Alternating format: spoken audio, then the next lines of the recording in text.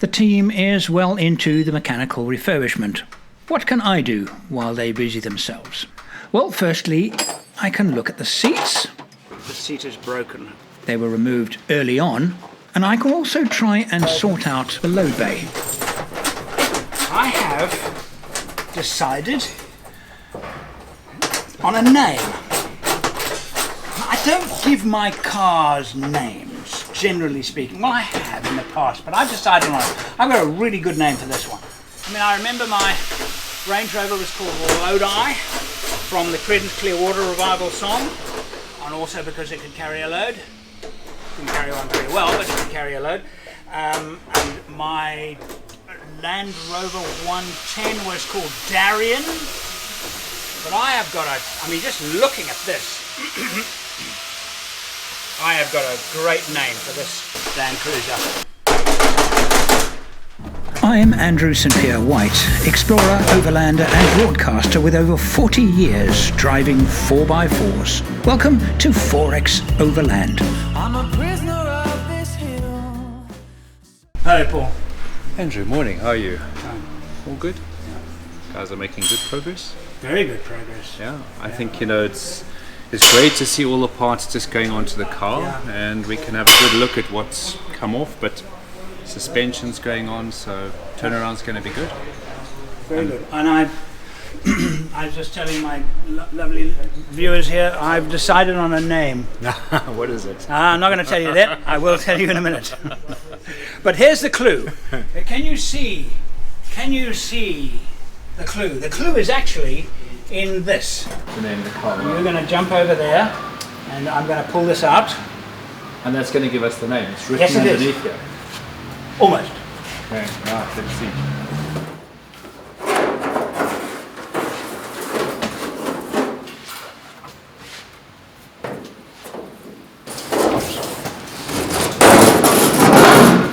I think they made enough holes in this thing. Should we count all the holes? We could count all the holes, but I can tell you now that there were 8 seats with 4 bolts each, and they obviously moved some of them because. So I'm calling the car Colin. Colin. Colander.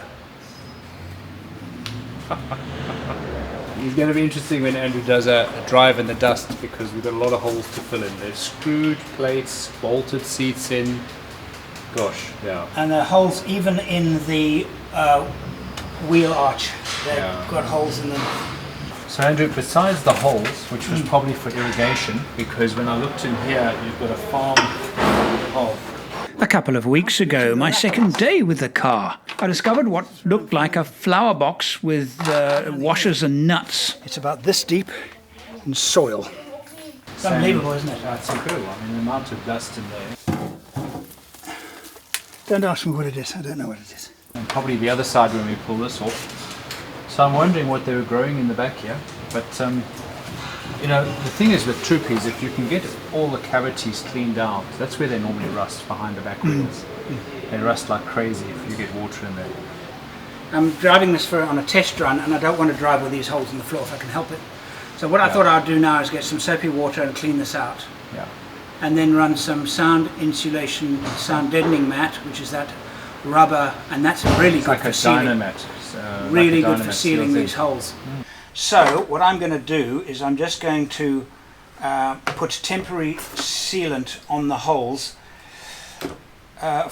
because if we do a respray, it means that we'll respray this whole thing, and I don't want to, you know, do this job and then have the painting people have to remove it. So I just thought, you know, just put this stuff on over all the holes. It's a temporary fix, and it will stop the dust. So that's what I'm now doing. The car has one hell of a history, and it would be wonderful to know it, to understand it, to have an insight, you know, an invisible camera somewhere to be able to see what happened to the car. Because the car, of course, is now coming alive for me.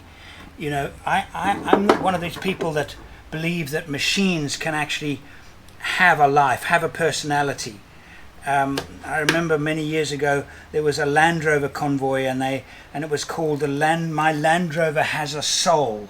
In England, it was called the Convoy for Heroes. They called this the MLRHAS, which is My Land Rover Has a Soul. I think they're taking it a little bit too far, but I understand the sentiment. And as I work with this vehicle and find its foibles and find its challenges and find its character, it's lived a long and fruitful life. And we are giving it we're renewing that life. Oh, you can't. One, just in the square foot, 1, 2, 3, 4, 5, 6, 7, in that square foot. Okay, I'm reckoning we've got about 75 holes here. 59. Okay, let's see. Keep sticking. It's just any old number. We'll fill 2 holes. What would you like? It's going to look so good when we've done all these patches. I've got far more interesting things to tell you. Really? Come here. I've just counted the holes in the back of the troop carrier and the back of Colin. Who's buying who beer? I'm going to buy you beer. You are far closer than me. Wow. Okay. So how many holes were there? How many holes? 107. 107. The seats obviously have been recovered. Not particularly well, and they're in bad shape. The mechanics underneath. So what do I do about a replacement?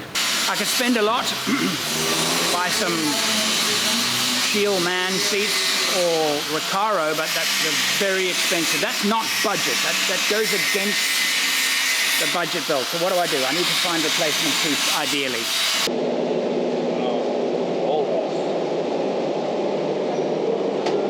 That's your lucky coin. That's my £5 coin. I am going to retire. And the pollen filter? Well, this is the pollen. That's came out of the factory. So then we, most of the times, the cartridge itself gets wet from condensation, and the dust forms like mud, and then it blocks the whole system and the flow. But that's obviously not what's happened here. No, because this hasn't the proper filtering. The dust goes through. With the rain timer one, it will stop everything.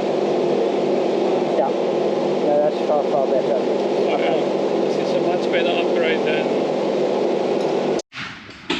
That pitching, it looks like somebody's been striking a welder. Yeah. What is that, do you think? Well, it looks very difficult to tell that had an accident. Well, I can't tell you why that would be, unless it had a dent and someone's used that to actually rectify that damage there. But if we look carefully, there'll be signs of an accident if there was. The lines are very straight. Normally the guys don't get those lines nice and straight again. They pull it out as much as they can. They fill it with filler on the outside.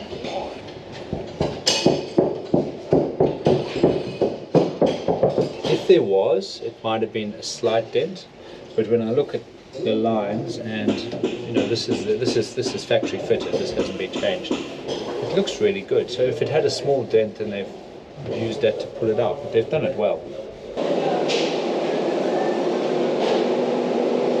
Yeah. What do you think those marks are? Accident.